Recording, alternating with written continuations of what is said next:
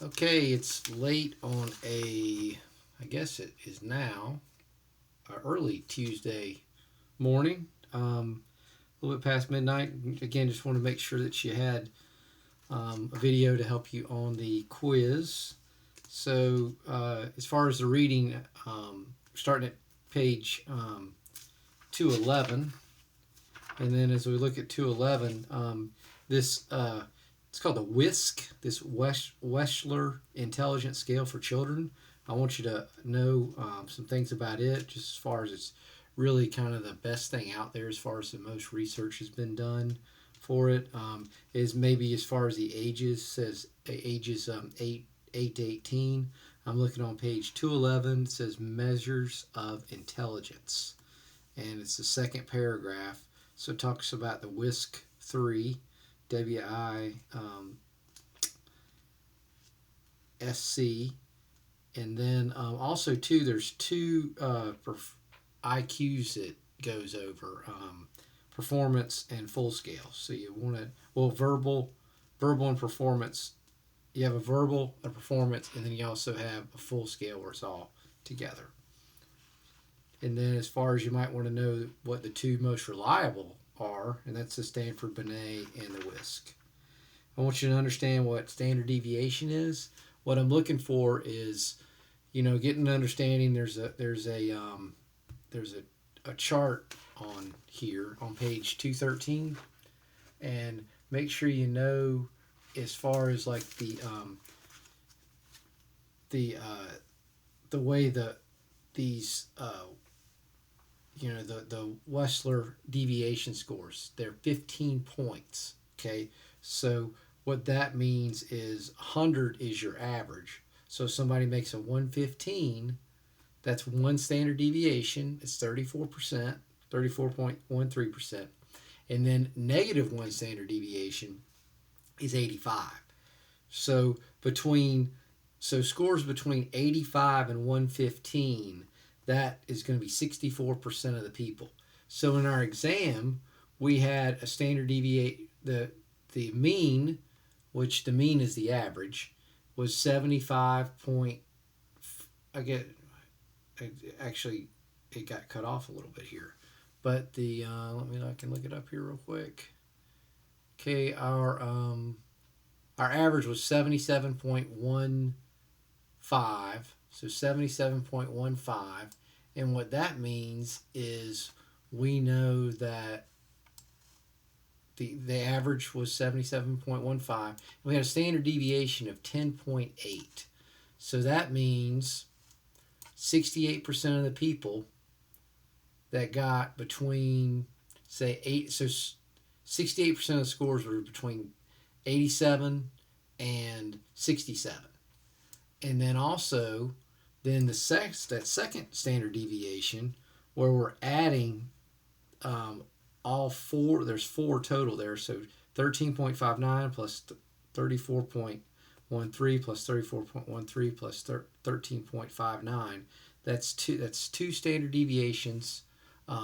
Again, minus and plus. So you're looking at, that's going to be around approximately like a 95%. Okay, so we know that 95% of the people on the exam got between a 97 and a 57.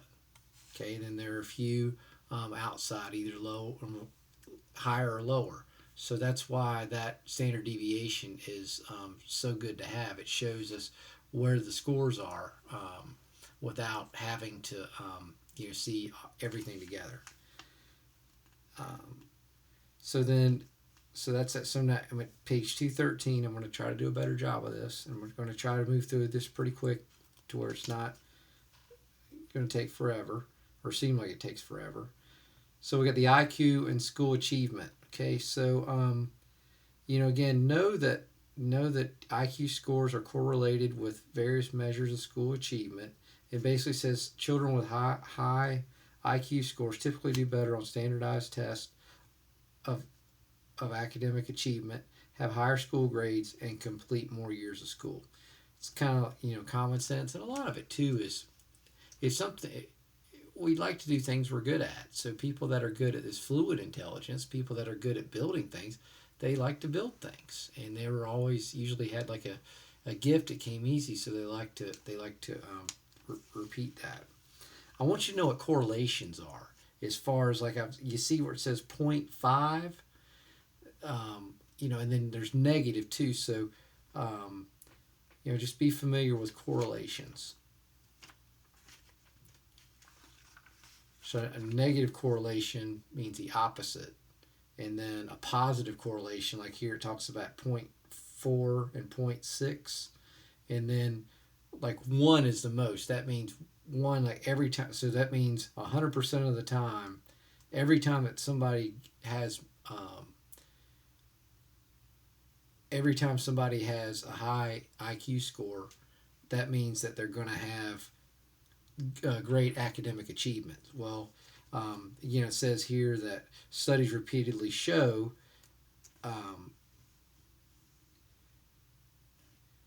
that, again, it doesn't all.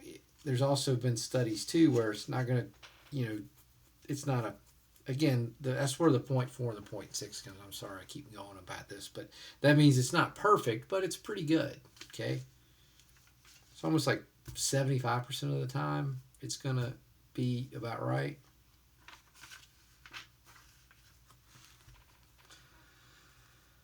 Okay, so now I'm turning the page. I'm on page 214 now.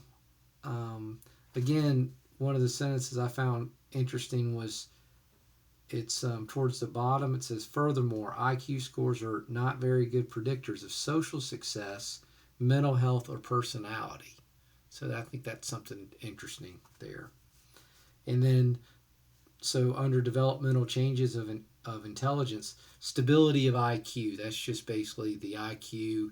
If a person takes an IQ test at the age of 5, it's going to stay stable throughout their academic careers. And then this heritability, that's where it's talking more about the population, particular population. That probably going to have to do with race. As far as where that's where money, et cetera, et cetera, et cetera, comes into play.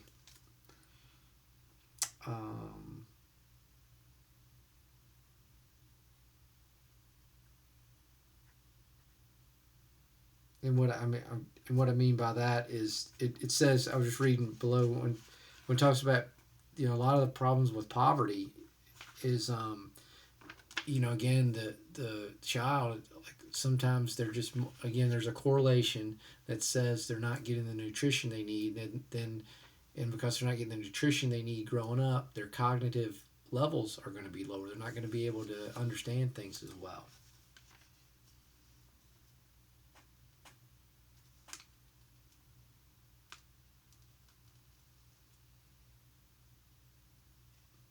So now something too I've got below here, and again, what you'll notice is now we're starting to get into where we're using some of the stuff we used in the previous chapters, and that's what I'm after. I mean, I'm trying to what I'm trying to prevent here is one and done. You take your quiz, you take the quiz, you take the exam, it's done. I don't have to think about that anymore. You do, because I'm going to repeat it. Well, I mean, I hope you do. You'll do better on the test, but anytime I can kind of combine questions, you use some of the stuff we've learned and some of the new stuff, that's look out. That's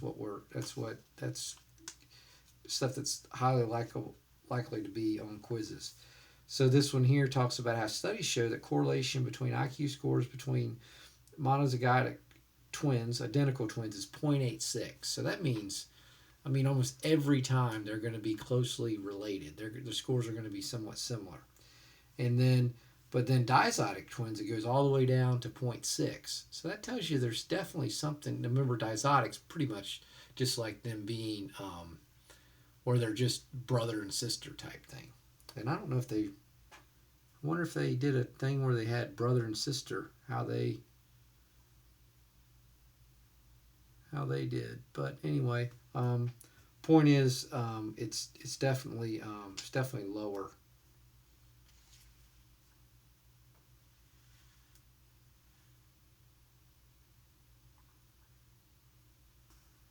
And then two, identical twins raised apart is higher than diazotic twins living together. So, definitely gives you some stuff about, things being inherited.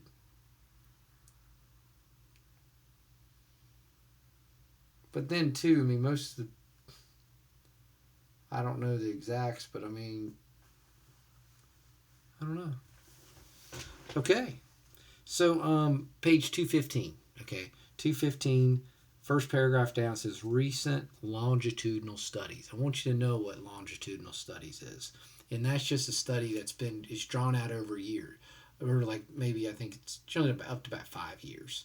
And what it is, so they test the person and they test them again after a year, 2 years, 3 years, whatever it is, to kind of see where the person is. They're also going to be the most expensive and toughest to do. People drop out, et cetera, et cetera.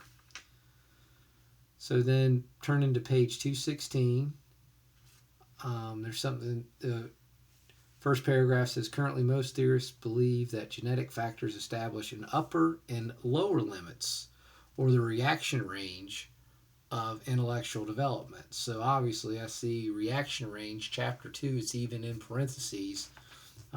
Again, I like asking questions like that. And then again, so the genetic factors, they're really good about the upper and the lower. So that's going to be your third and fourth standard deviations. Okay.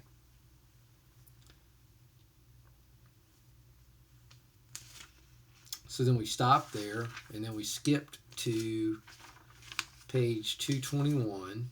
And then here's the thing where, so then there's a couple pages here.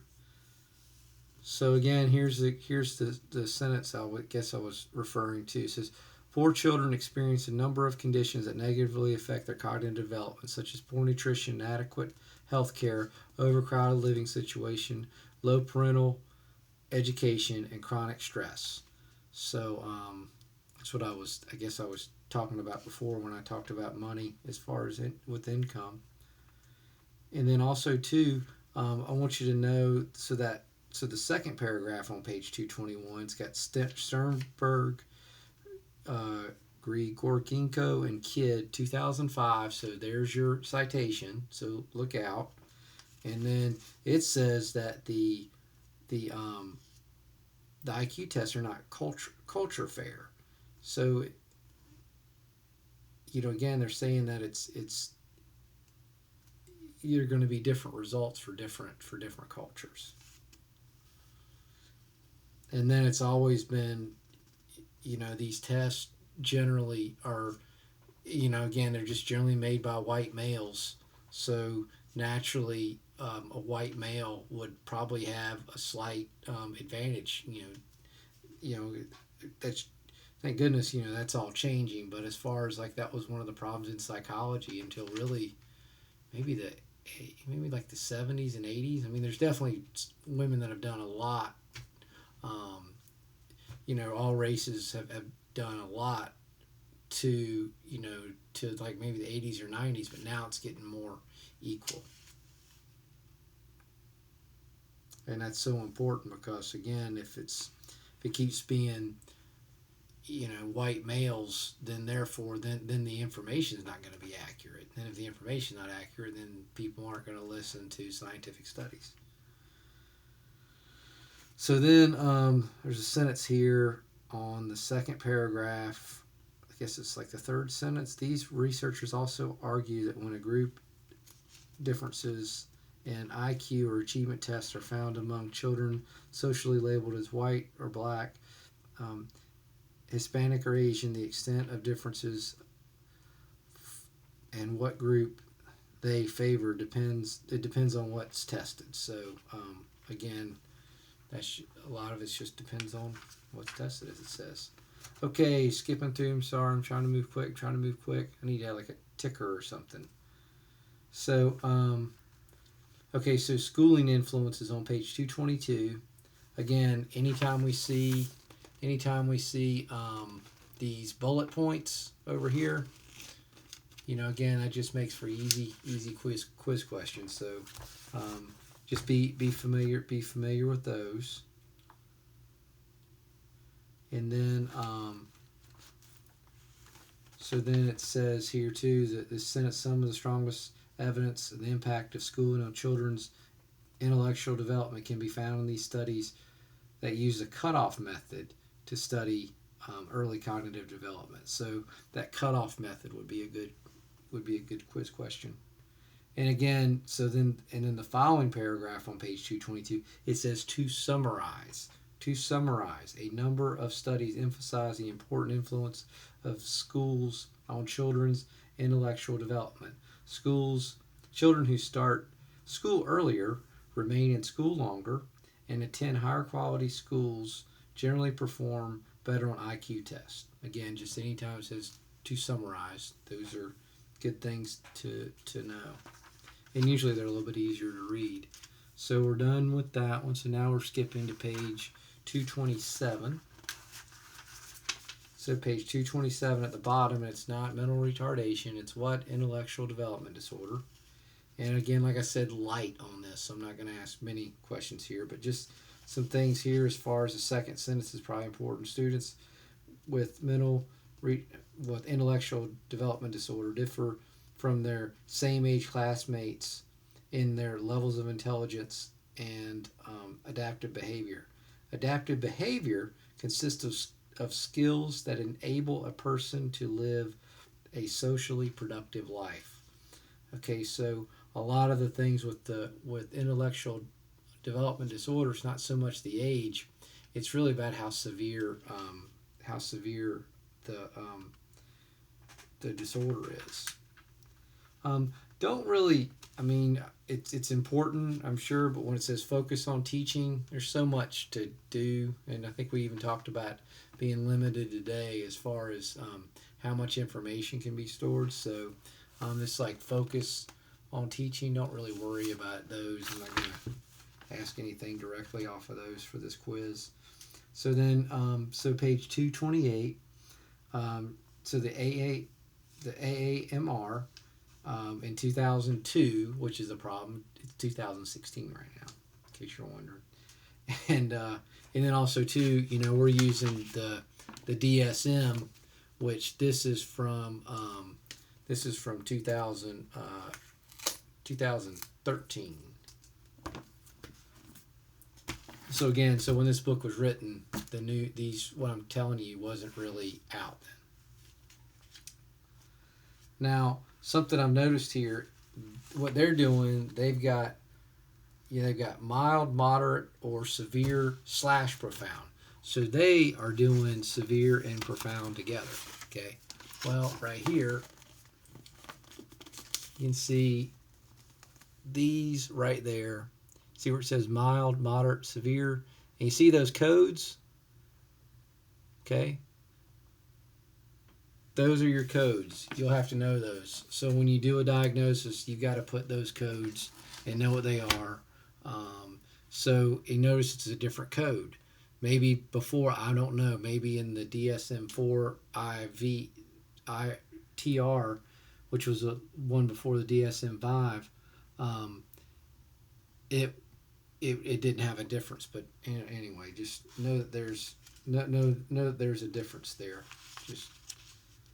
So then again on page 229, you see those bullet points? Maybe not. Bullet points.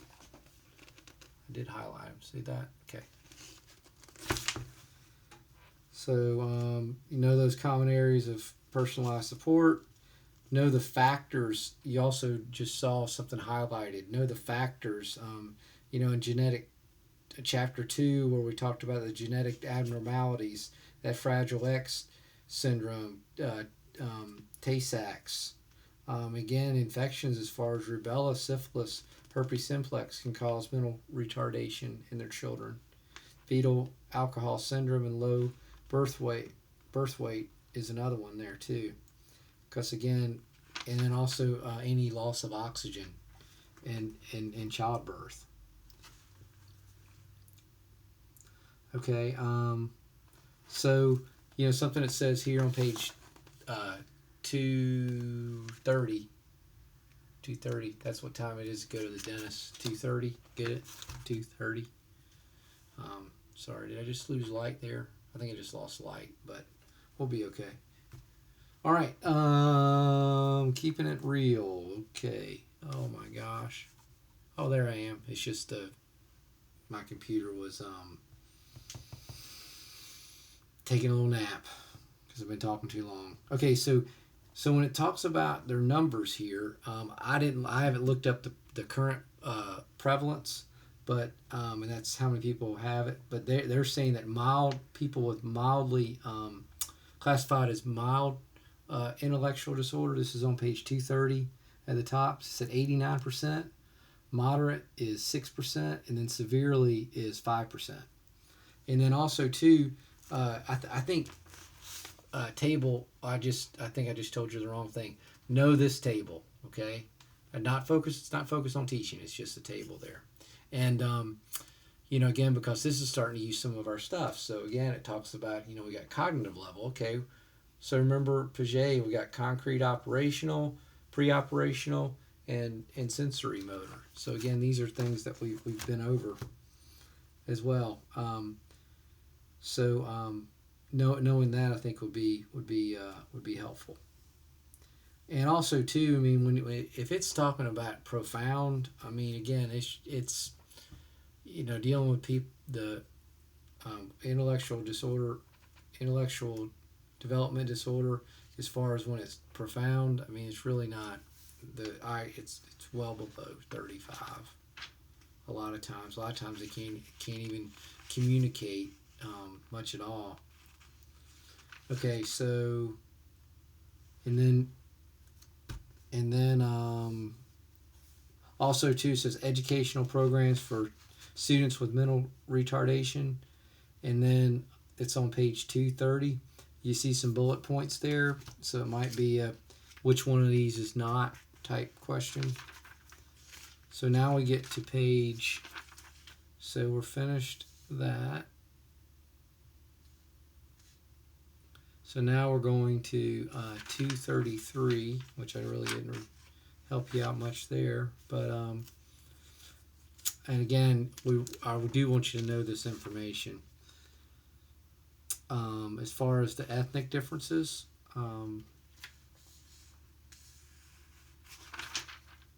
so if I go to page 234, and again, this is great here. So educational progress shows a decline in the white-black difference from 1971 to 1980 at each age assessment 9, 13, 17.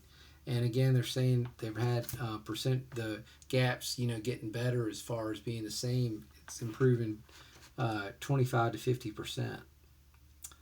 And also, too, it's getting better as far as verbal and quantitative subtests on the SAT as well. So there's definitely a decline of that gap in the last 25 years.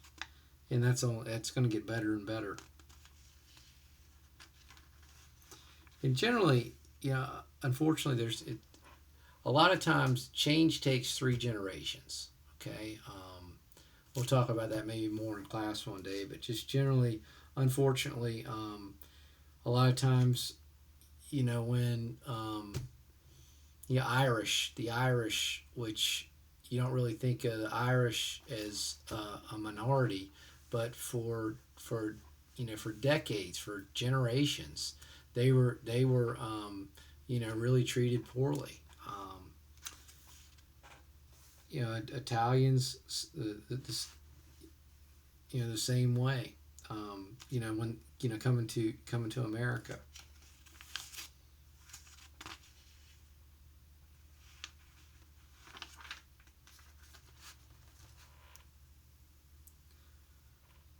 So on page 236. Again, achievement problems of racial and ethnic minority students are compounded by ability grouping or tracking systems. Ability grouping or tracking systems. Simply knowing that. And of course, too, we're looking at here, we've got more of these these bullet points, and then if you'll notice, there's a citation right there too. So you see a citation, you see bullet points. I would be familiar. So then so now we're going to go to so now we're going to get down to gender differences on the bottom of page 236. Second sentence is there. At lower grade levels, more boys than girls are diagnosed with having reading problems. So more boys than girls are diagnosed with having reading problems and are placed in the low reading groups. All right, so then the reason there's not really much gender bias, there's not really much gender differences, is when they do the test, they try to make sure that there's no bias in the test. So it's kind of, so they take away any way they could, like say they have a question about Lincoln Logs or something like that, or games a boy generally plays compared to games that a girl normally plays in a test. And then so it reported that there's a small female advantage on test of verbal ability, and then a male advantage on spatial and mathematical abilities. Those were early studies. And then verbal abilities. So 1974. So here we go. I've got Carolyn Jacqueline, the 1974. That's a citation. Psychology of Sex Differences. That's in what's the name of a book? It's why it's italicized. But anyway, and then there's quotes, and then there's a page number too. It says female superiority on verbal tests has been one of the most solidly established generalizations in the field of sex differences.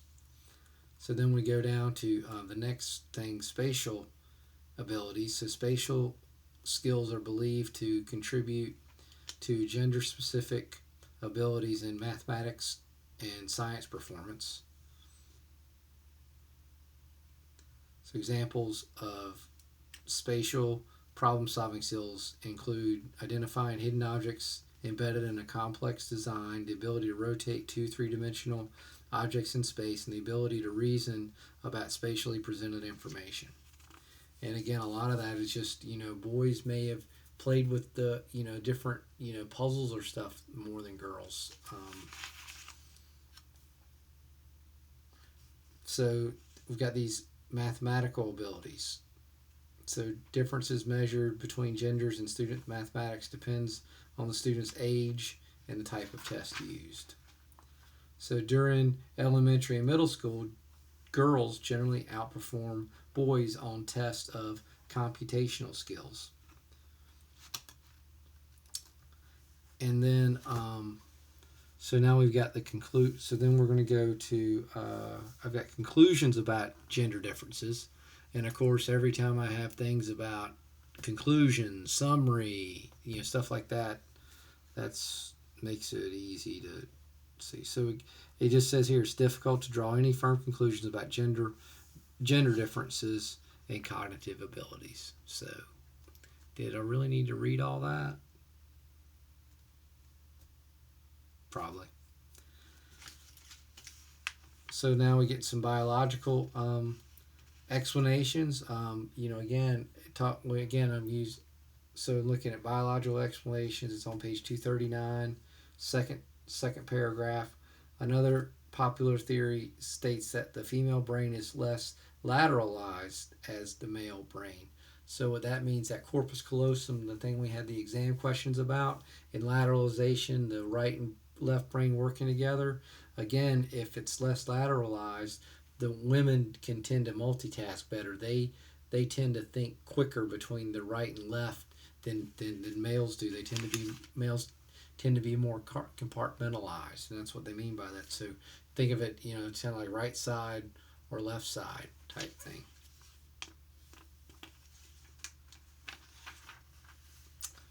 So then this environmental explanations on page 240, almost messed up again. So 240, it says researchers favor environmental explanations focus on the socialization experience of boys and girls in a number of different contexts.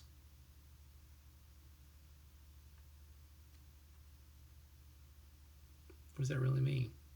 Okay. So and that's just as far as kind of putting in different like bends as far as like boys do this, girls do that type thing is kind of the way they're raised. So um, and that's what it means. This second paragraph, collectively studies of children's early socialization into gender roles indicate that boys are encouraged to engage in activities that will help spatial skills, mathematical reasoning, and problem solving, whereas girls are encouraged to develop their verbal and interpersonal skills.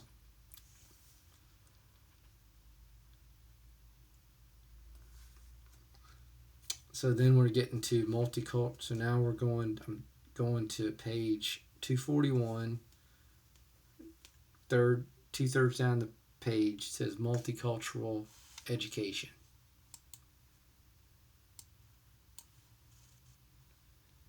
And so with this, again, you see the bullet points there.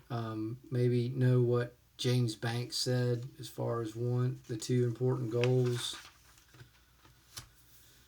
And then, so now I'm at page, so you know those bullet points, and then what James said, and then going to page, and then on the other side of page 242, there's two more bullet points there, and you don't have to worry about that up there. And then on assessment and learning, you can kind of see what I've got that second. So we're on page 243, and then you kind of see what I've got highlighted there. So that's that second paragraph. Talks about static assessments and dynamic assessments. And then, hey, we're stopping, because that's at computers. Now, for the chapter summaries, okay, please know, see where I've got these highlighted? Oh, it's actually the opposite. When you're looking there, it's the opposite. So that's what's highlighted. Know those two. And so basically what I'm saying, and then know computers and learning. Now, I know I told you not to worry about computers and learning as far as reading it, but you want to know it, and that's where these I might take some questions from that.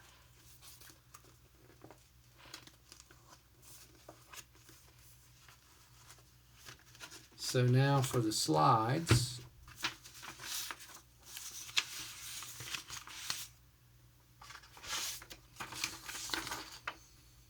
Okay, so I would know rehearsal.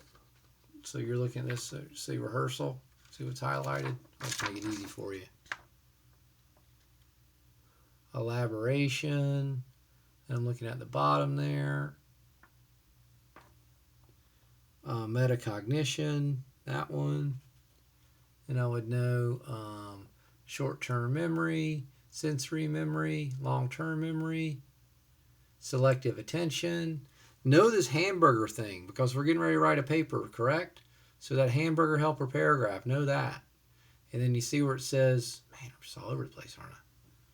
And then where it says memory processes. Where am I?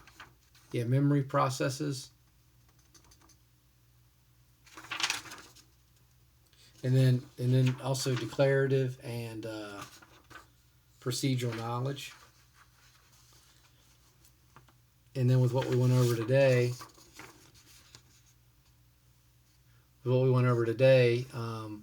is metacognitive. And then this one here about the increase, I'm trying to read this backwards, I'm not having much success, to increase alertness and attentiveness. Talking about that, having the, basically what I'm after is that thing we talked about before, having too much. I would know that this Alfred Binet, no achievement test, and it's kind of weird there, but see, know the difference between intelligence test and achievement test. Definitely know crystallized and fluid. Definitely know those. Maybe the 1904, and that's about it for the slides.